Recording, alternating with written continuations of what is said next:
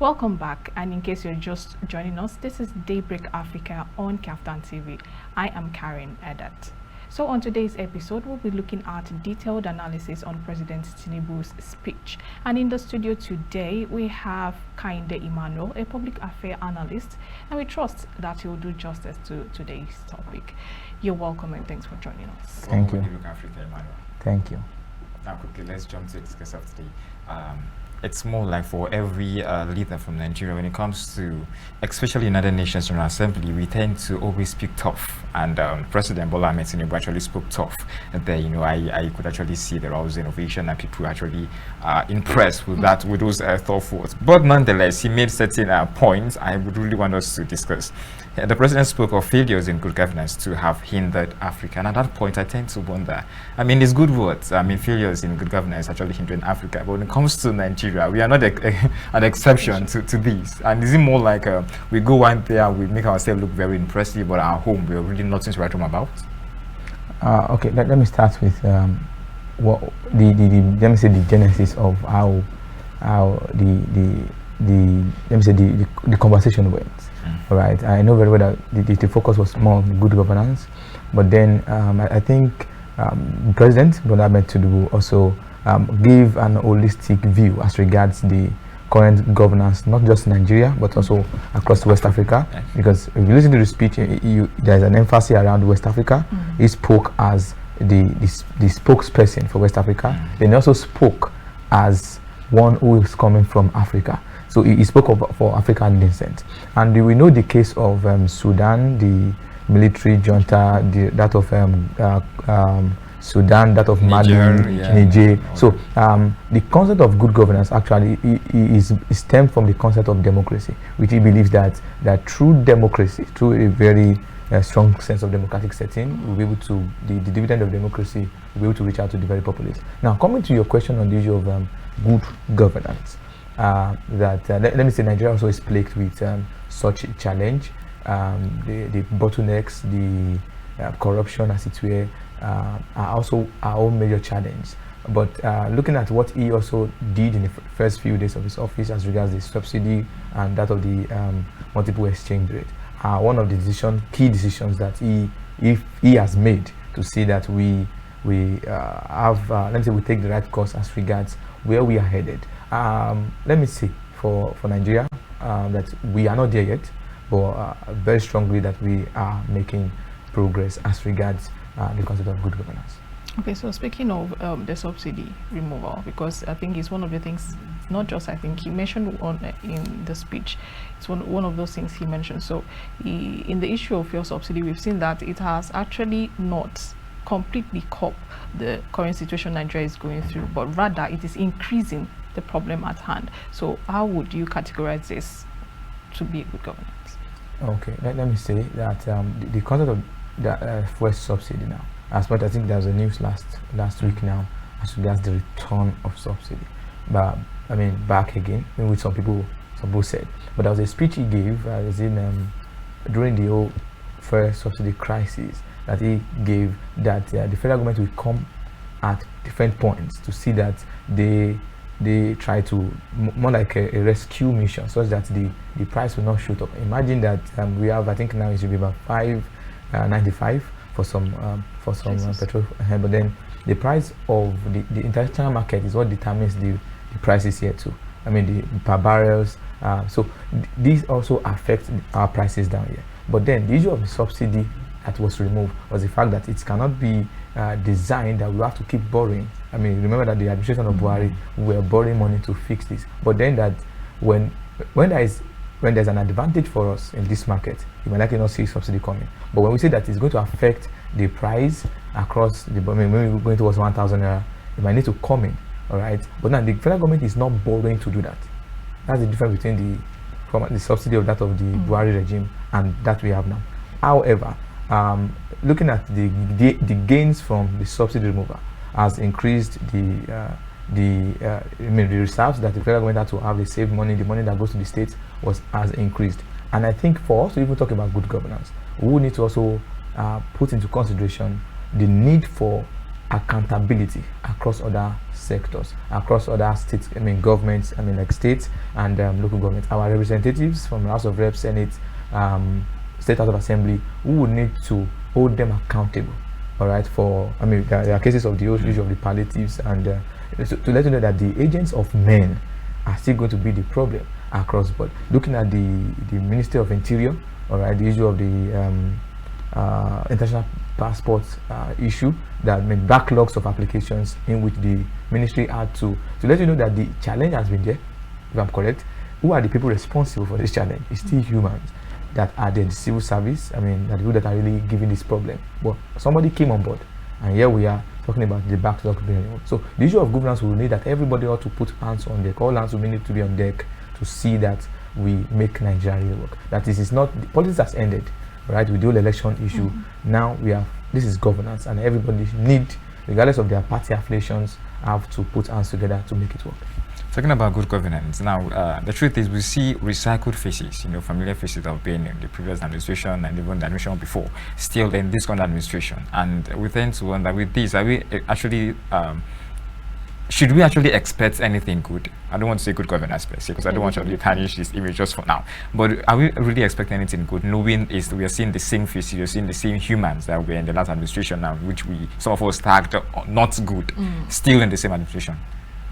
Okay, I personally, as a person, I'm positive about the country. Okay. And I also have a positive outlook towards the country. I love Nigeria as a country, and I think, and I believe strongly, that even individuals who also in their agitation now, you think that maybe they hate the country, the way they speak about the country, not really stand for the fact that they hate Nigeria. They are always speaking from the fact that they also want a country that also works for them, and that's why you see all these agitations. Now the faces that we tend to say that we see around us, we know in part. As I know in part what peradventure, maybe it was a particular viewpoint that I saw about you might likely not be able to reflect all that is all of you, all right, and that for his choice, he has made the choice already of choosing these people, and I want to believe that he also has he is also sure that these people are able to deliver on his agenda, the one that he promised for us. And I know as him as a person, he's a result-driven person, and we know very well that if they do not do well, maybe the next coming 4 years, we might likely not see them, or maybe after 2 years again, we might likely dismiss these people, then bring in fresh legs. Anyway, his own approach, whatever it is, for me, what I would also say actually is the fact that let's be hopeful, and let's give him the support that he needs. Let's be positive also, because let's be positive. I don't know how to put it better. He also made a point. Not everyone would agree. I find the point particularly very challenging. Now, the president claims to have discarded the problematic exchange rate system in his first 100 days in office to foster economic growth and investor confidence in Nigeria. As a Nigerian, how should we think this statement is? It's true to a degree, right? When it comes to because we look at the rate at which the stock market has improved since these issues have been taken care of, by the president. I've seen that the international community, as it were, have been able to they are quite conscious of this, and this is what they are looking out for, to say, okay, now I think I can, take the risk of now investing into your country. Even someone like Tinubu, all right, while speaking at the United Nations sideline, also spoke about this aspect, about the fact that it's not even just for even international investors, but even for local investors, that that policy also has also given them the consciousness of the fact that, okay, I think we can do much more better to invest in the country. But what I'm trying to say now is that when it now comes to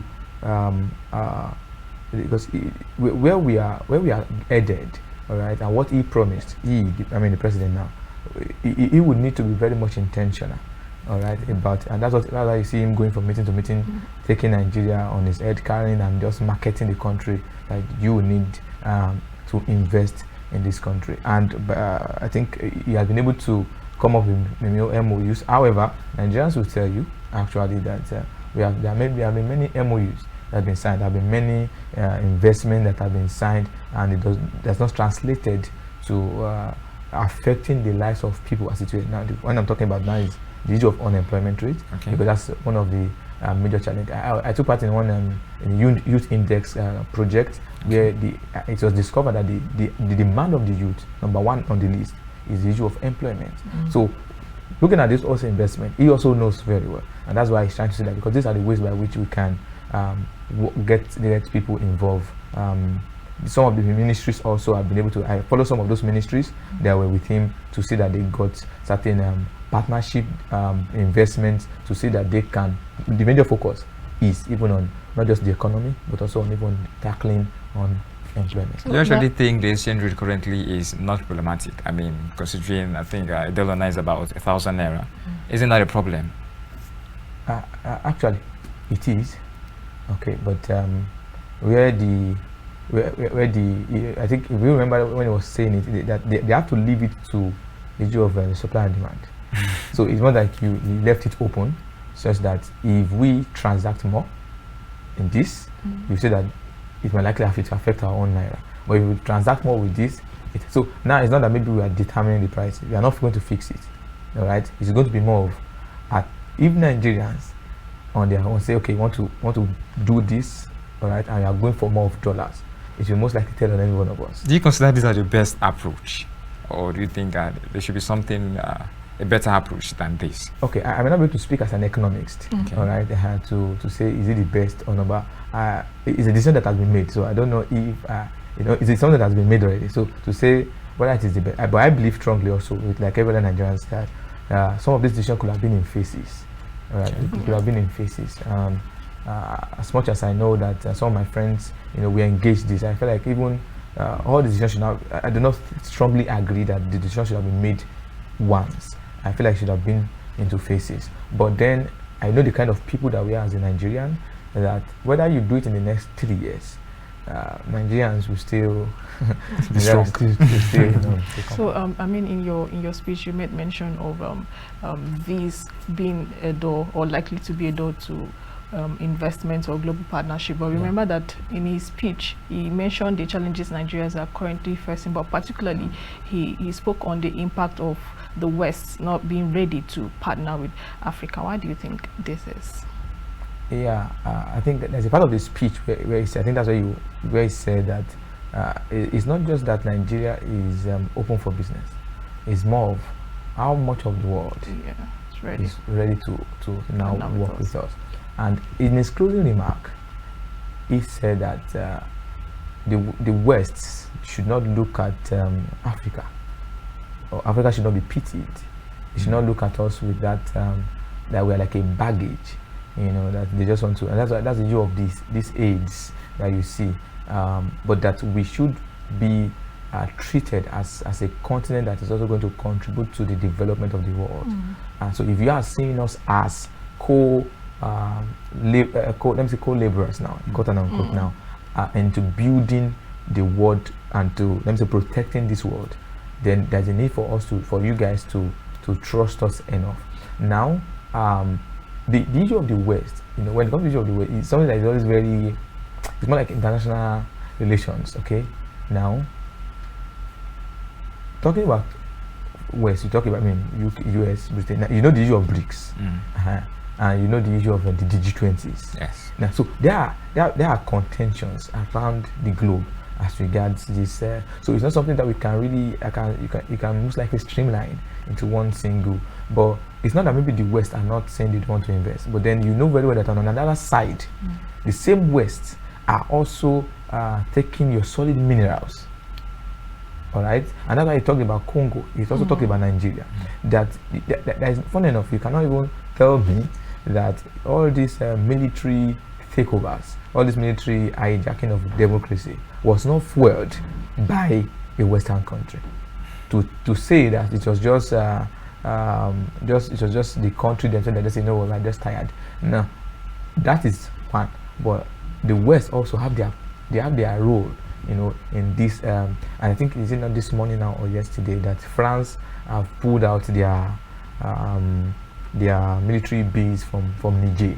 all right, so as to allow for peace to reign in it. Now, this is the aftermath of the United Nations meeting, where he had to tell you guys that, West Africa, as it were, to the presidents of these countries are also going to do what they need to do. All right. So the Western country needs to come clean. All right. In his meeting with the Secretary General of the United Nations, he had to tell him, say, you know what, you need to help us, because some of these West African, West countries from the West now, you see them come behind, from the back to take these minerals. Why not let me sell it to you? Why not let me also transact with you, and also let me compete? I want to compete with Russia to compete with, when it comes to the issue of gas, natural gas. But now, you would know that the gas pipeline will pass through Niger. I hope you know that. So when there is no democratic setting in Niger, the gas pipeline project will not be successful. You cannot do that. That project cannot be done. You get it? So this is going to also hinder the progress of Nigeria and also neighboring countries. Now, talking as to Nigeria and the coup, now he spoke of the need for good governance, leadership particularly, and also affirmed that military coup were wrong. But he failed to mention seat-tight leadership and flawed elections troubling the continent. Now, I tend to wonder for a place like Nigeria and the rest, that wherever this coup happened to take place, I noticed personally that the citizens there tend to celebrate. It's more like a liberation for them. So if you're at a point where military coup is a call for glory or a call for joy, don't you think as citizens, as leaders, they actually are getting it wrong totally in Africa? And as such, should not be exactly necessarily condemned if the citizen actually applauding such acts. Come again? I believe it shouldn't be condemned as he condemned it. Okay. It should be condemned. Don't forget, the citizens actually enjoying it and actually applauding the act. So why should it be condemned if the view is more like saving grace for them, sort of a liberation for them? Yeah, the citizens could. A fraction of the citizens could. Might likely not be all of the citizens. The citizens that media covered might likely be joyous. It could be staged. Nobody knows. But then, one of the things that we know the implications of military, even in Nigeria as a country, we have the history to know what happens when military take over. We know very well that the issue of your rightness and wrongness doesn't have any place when it comes to the military taking over. The dynamics of those African countries, I believe strongly, which I think I took time to also read through, is that I feel like it's inevitable for military to even take over.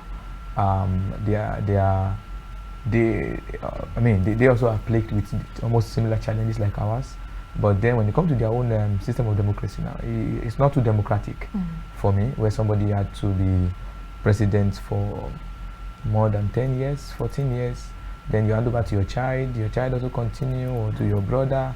So that's not, the system is quite flawed, but that even in its being flawed, we cannot still compare that to a military system, because the concept of rightness, or what you call your right, human rights and rightness to work peacefully, peaceful association, things like that, will not likely matter anymore in the system in the military regime. Looking at the political instability now of Niger is costing them a lot. I believe know that the African countries have to make certain decisions to affect. So now the people will be at a loss, are even the citizens, and that's why it's not even good for any country to even pass through that phase, because when two elephants fight, it is the grass that will most likely suffer. The citizens most likely be at the receiving end. It is only those who can take their children out of that country very quickly that will say, oh, they have saved themselves. But some of them who are in poor communities, who are maybe poorer than Nigeria, but then how do we save those children? Because at the end we only know the beginning of the war. We don't know when it's going to most likely end. Ukraine is there, all right, and they're still battling it. So it's not something that we should wish or should pray that it even starts. In that, even in the inconsistency and the fault of democracy, even if it has its own faults, we can still work around that to still make a better country than relying on military. I had an opportunity to speak with an advocate, and she claims, or she believed rather, that democracy is not a thing for Africa for now. She believes democracy is not suited or fitted for African system. Are you on board that train of thought? I do not know from where she is speaking from. Since she says an advocate, nobody is an human rights advocate. Definitely. Okay, but when it comes to democracy, we talk about true federalism, and for me, I think I also have certain opinion as regards the fact that Africa would need to. Let me say this personally for myself. Okay. That Africa will also need to look inward. The peculiarity of our country, the peculiarity of our culture, might likely need for us to tune some of these ideologies to fit into the narrative of our culture. Let me say that Nigeria now, we have the North, we have ethnic groups. We cannot always think that that particular ideology would work verbatim. We may need to do certain tuning around certain areas of these ideologies to fit into our system as a country. And that's why, but I still do believe, because that's the only way where we can, looking at our multi ethnic society, democracy is still going to, it's costly, as I will say, but then it's still going to be one of the ways by which we can take good governance down to the populace. Creation of the local governments, states, LCDAs, but then Nigeria also would need to now say, okay, which one works for us? Do you think a two parliamentary system? I mean, sorry, the two house of assemblies, reps and senate. Do you think they work for us? For instance, some country might pick one. Some might say they will go for two. So we allow African countries to now begin to tune it with respect to the peculiarity of their country. But then I still stand with democracy. Okay, so earlier on, we talked about some of those challenges the president enumerated, and I think in your speech you made mention of job creation, or should I call it employment, and we know that this is one of the itching issues in Nigeria.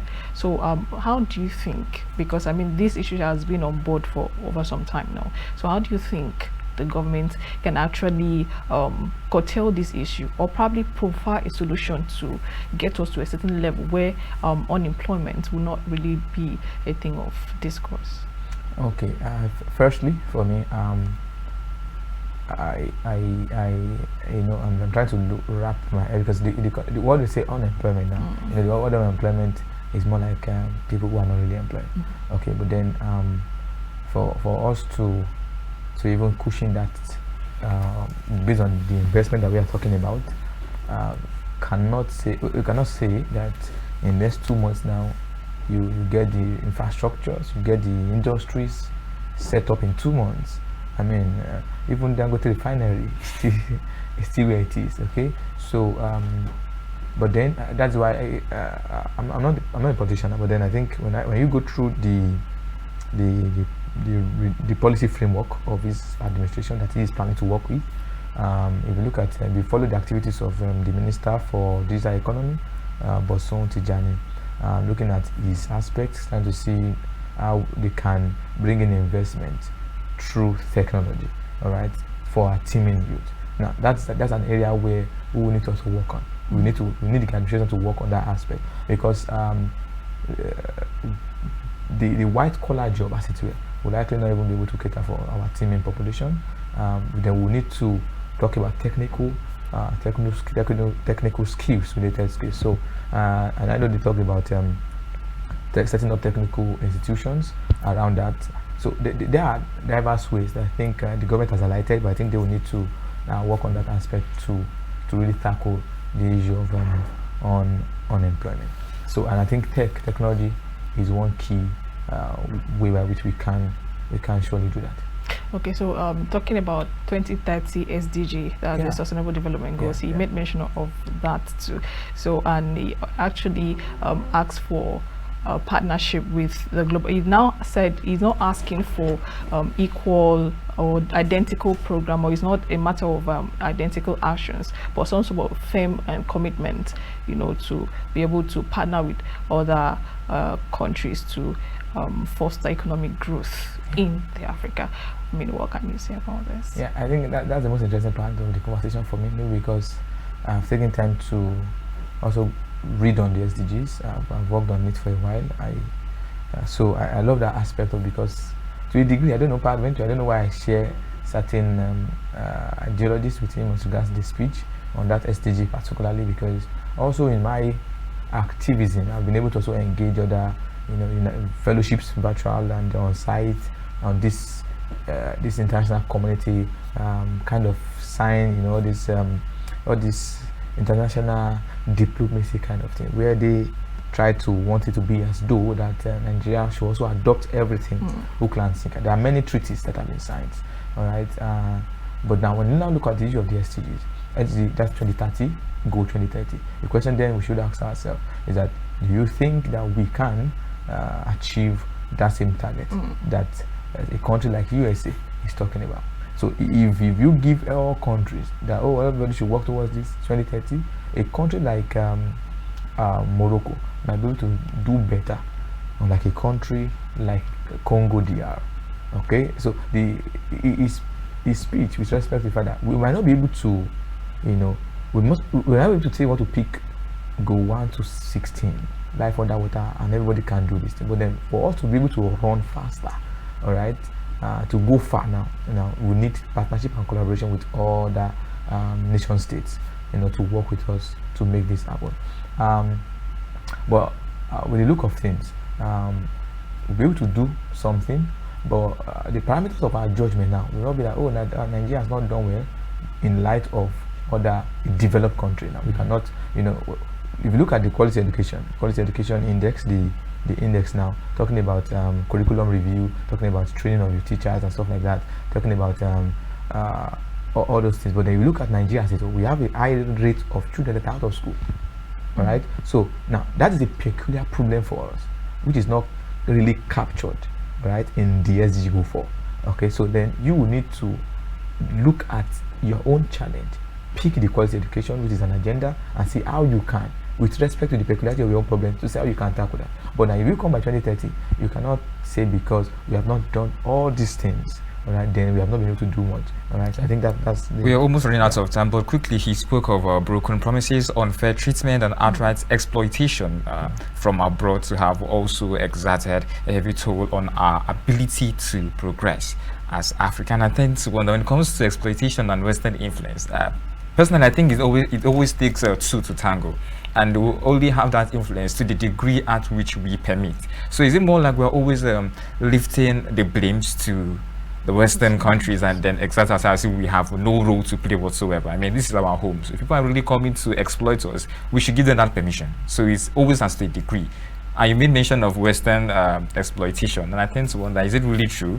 Because I mean, no one can actually come to my home and bully me, not until actually give that that ground or that space for it. You know very well that we have a very our borders are porous, okay, and I mean, look at it. So the issue of the exploitation now, the gold in Russia, gold in Zamfara, lithium, and some of our other mineral resources, crude oil exported, and many vessels that have been burnt these last few months now. So we have this as a challenge, even other African countries. He cited the case of Congo, all right. So, but as you have said, actually, that there will be no way such can happen if there is not somebody within who allows for the challenge for those from without to interfere with their politics, all right. And so that's why I said that he was speaking for Africa. He was trying to let them know, and that's why the speaking was directly to everybody, because all of them are seated there. The presidents of countries that are exploiting those other countries, whether by other way, all right, that you guys listen to us now, that there is a better way for us to tackle this issue. Let us engage, all right, one-on-one. You don't need to go through the back because you have somebody within, all right. Let us because they don't want us to really, some of these countries don't want you guys to compete with them, all right. So there is a way where you have to play your game because you want this country to still stay where it is, all right. So we are not all angels, we are not all saints. Every other country are also looking for ways to do better. So why, if I can pay less, all right, by going through this way, some of these countries might likely want to play that same game. Also, it happens everywhere across the globe too. So for their own advancement. So, thank you very much for joining us on Daybreak Africa this morning. All right, viewers, you heard it all. Personally, I believe African leaders are looking steadily forward to actually getting the best for African. And I really want to appreciate our president for those thoughtful words, and I really believe he's going to take an effect real soon. That will be all from our studio here, and those to be handing over to Lakers. We will have so much more for you. I remain Ezekiel. Okay. And until next time, I'm Kareen Edet.